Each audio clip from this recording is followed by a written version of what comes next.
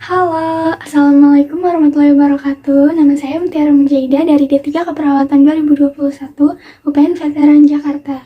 Nah, hari ini saya akan membahas tentang sistem integumen. Nah, apa sih sistem integumen itu? Sistem integumen adalah sistem organ yang membedakan, memisahkan, dan menginformasikan kita dari lingkungan sekitar. Sistem ini seringkali merupakan bagian dari sistem organ terbesar yang mencangkup kulit, rambut, dan juga kuku. Nah, sistem integumen mampu memperbaiki dirinya sendiri apabila terjadi kerusakan yang tidak terlalu parah, atau biasa kita sebut dengan self-repairing. Juga menjadi mekanisme pertahanan tubuh pertama, yaitu pembatas antara lingkungan luar tubuh dan juga dengan dalam tubuh. Sekarang kita akan membahas tentang kulit secara lebih dalam. Nah, sebelumnya apa sih itu kulit? Kulit adalah organ terbesar dari tubuh kita, bersama dengan rambut dan juga kuku. Struktur kulit manusia membentuk sistem integumen, yakni sebuah sistem yang membungkus dan melindungi bagian dalam tubuh. Nah, pada dasarnya nih, struktur kulit manusia terdiri dari 3 lapisan utama yang saling melengkapi, yaitu epidermis atau kutikula, dermis atau corium, dan juga hipodermis atau subkutan. Bisa kita lihat di sini ya. Lalu apa saja fungsi dari bagian-bagian kulit tersebut? Simak terus videonya ya. Yang pertama ada epidermis atau kutikula. Ini ya bagiannya. Nah, epidermis merupakan bagian kulit paling luar. Ketebalan epidermis berbeda-beda pada setiap bagian tubuh. Yang paling tebal itu berukuran 1 mm, biasanya terletak pada telapak tangan dan juga telapak kaki. Dan yang paling tipis berukuran 0,1 mm, terdapat pada kelopak mata, pipi, dahi, dan juga perut. Fungsi epidermis apa sih? Jadi fungsi epidermis itu membentuk sel-sel kulit baru, memberi warna pada kulit, dan juga melindungi lapisan kulit yang ada di bawahnya. Lapisan kulit epidermis terbagi menjadi 5 sublapisan kulit. Yang pertama ada stratum corneum, lapisan kulit epidermis paling atas yang memproduksi keratin. Nah, yang kedua ada stratum lucidum, lapisan kulit yang berfungsi memproduksi keratin lebih banyak. Yang ketiga ada stratum granulosum, atau tempat bagi sel-sel kulit menghasilkan lemak dan molekul lainnya. Yang keempat ada spinosum, yaitu keratinosit yang terbentuk akan berkaitan dengan sambungan interseluler yang disebut dengan desmosom.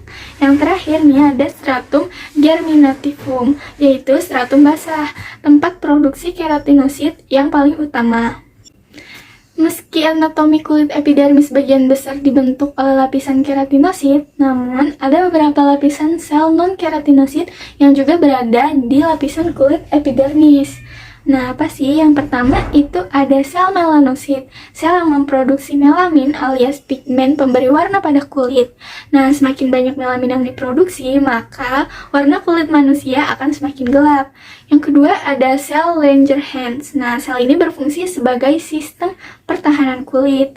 Nah, yang ketiga ada sel Merkel. Sel ini berfungsi sebagai salah satu reseptor pada kulit. Selanjutnya yang akan kita bahas adalah dermis atau corium. Bagian dermis. Nah, dermis adalah lapisan kulit yang berada di bawah epidermis. Dermis merupakan lapisan kulit yang paling tebal karena terdapat pembuluh darah dan juga syaraf, kelenjar keringat, kelenjar minyak, atau biasa disebut juga dengan kelenjar sebasea. Juga ada folikel hingga saluran limfe. Nah, lapisan kulit dermis bagian besar terdiri dari sejenis protein yang disebut kolagen. Fungsi kolagen itu apa? Nah, fungsi kolagen adalah membuat kulit terlihat kenyal dan juga kencang. Fungsi dermis yaitu yang pertama merasakan sakit dan juga sentuhan, yang kedua memproduksi keringat dan minyak, yang ketiga menumbuhkan rambut, yang keempat mengalirkan darah yang menutrisi kulit, dan yang kelima melawan infeksi. Nah, lapisan dermis ini merupakan lapisan di bawah lapisan epidermis. Di bagian ini memiliki 2 lapisan, yaitu lapisan papilar merupakan jaringan ikat yang tersusun dari fibroblast, sel mas, dan makrofag. Bagian ini juga memiliki pembuluh darah dan sel-sel reseptor penerima rangsang. Nah, yang kedua ada lapisan retikuler, merupakan jaringan ikat yang rapat yang tersusun dari kolagen dan juga serat elastik. Lapisan utama kulit yang ketiga itu adalah hipodermis. atau subkutan. Ini bagiannya. Nah, hipodermis adalah bagian lapisan kulit paling bawah atau paling dalam. Pada lapisan subkutan ini terdapat jaringan lemak, jaringan penghubung, dan elastin, sejenis protein yang membantu jaringan kulit kembali seperti semula setelah mengalami peregangan. Nah, fungsi dari lapisan lemak atau hipodermis adalah melindungi tubuh dari panas dan dingin, sebagai cadangan energi, dan sebagai bantalan yang melindungi tulang, otot, organ dalam tubuh. Selain mengandung lemak, di lapisan kulit hipodermis juga terdapat banyak pembuluh darah, seperti yang kita lihat pada gambar. Untuk fungsi lapisan hipodermis sendiri yaitu satu, sebagai penahan terhadap benturan ke organ tubuh bagian dalam. Yang kedua, memberi bentuk pada tubuh. Yang ketiga, mempertahankan suhu tubuh atau insulator.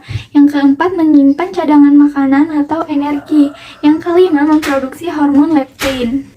Nah, setelah kita membahas 3 lapisan kulit utama tadi, kita juga akan membahas bagian-bagian lainnya dapat pada jaringan kulit.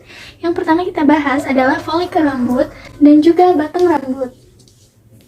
Nah, folikel rambut adalah kantong kecil pada kulit sebagai tempat tumbuhnya rambut. Folikel rambut biasanya terletak pada lapisan kulit epidermis dan juga dermis. Epidermis dan juga dermis. Lalu apa fungsinya? Fungsi folikel rambut adalah untuk memproduksi sel-sel rambut yang akan tumbuh di kulit kepala, wajah, dan seluruh tubuh. Rambut membantu mengontrol suhu tubuh dan melindungi kulit dari cedera. Folikel rambut juga terhubung dengan otot rector pili atau disebut juga otot polos, yakni otot kecil yang saat berkontraksi dapat menyebabkan rambut menjadi tegak dan merasakan sedikit merinding. Nah, sementara batang rambut adalah struktur kulit yang letaknya berada di atas permukaan kulit. Selanjutnya ada pori-pori. Nah, pori-pori merupakan folikel rambut kecil di dalam kulit. Ketika tersumbat oleh minyak dan kotoran, folikel ini akan tampak lebih besar. Pori-pori juga bervariasi loh ukurannya, tergantung pada usia dan juga jenis kelamin. Selanjutnya ada kelenjar minyak atau biasa disebut dengan kelenjar sebasea. Kelenjar minyak atau dikenal dengan kelenjar sebasea ini adalah suatu kelenjar kecil pada kulit yang bentuknya menyerupai karung. Fungsi kelenjar minyak adalah melepaskan sebum atau minyak ke folikel rambut serta melapisi dan melindungi batang rambut agar tetap lembab. Kelenjar sebasea terletak pada lapisan kulit dermis. Ini ya, letaknya ada di tengah. Nah, kalau ini adalah otot penegak rambut atau yang sudah saya singgung tadi di penjelasan folikel. Otot rambut ini biasa disebut dengan otot polos, terletak pada kantong rambut yang biasa ditemui di kulit dermis atau lapisan kedua dari kulit. Yang selanjutnya adalah kelenjar keringat. Kelenjar keringat adalah struktur kulit yang terletak pada lapisan epidermis sesuai dengan namanya.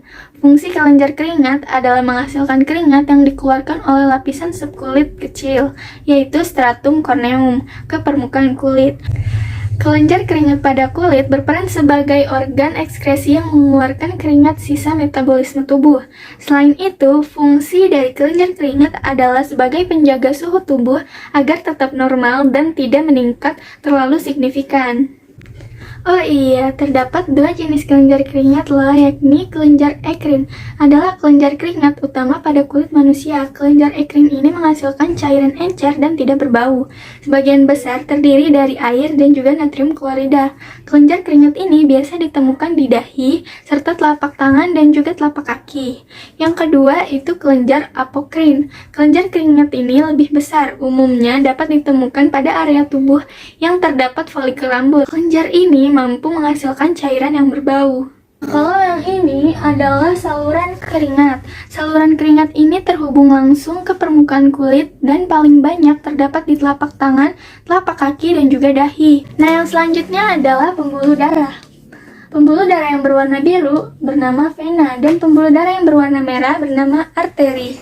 Di kulit juga terdapat pembuluh darah yang berfungsi mengalirkan nutrisi dan oksigen ke dalam sel-sel pembentuk kulit, sekaligus sebagai pengangkut limbah dan juga karbon dioksida untuk dikeluarkan dari tubuh.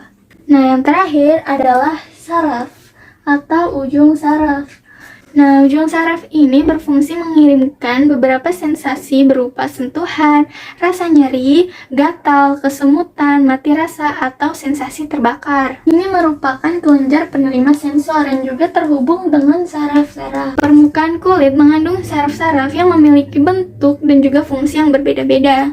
Fungsi yang berbeda-beda dari ujung saraf tersebut yaitu yang pertama adalah pacini, merupakan ujung saraf pada kulit yang peka terhadap rangsangan berupa tekanan letaknya di sekitar akar rambut. Kedua adalah rufini, merupakan ujung saraf pada kulit yang peka terhadap rangsangan panas. Yang ketiga ada Meissner, merupakan ujung saraf perasa pada kulit yang peka terhadap sentuhan.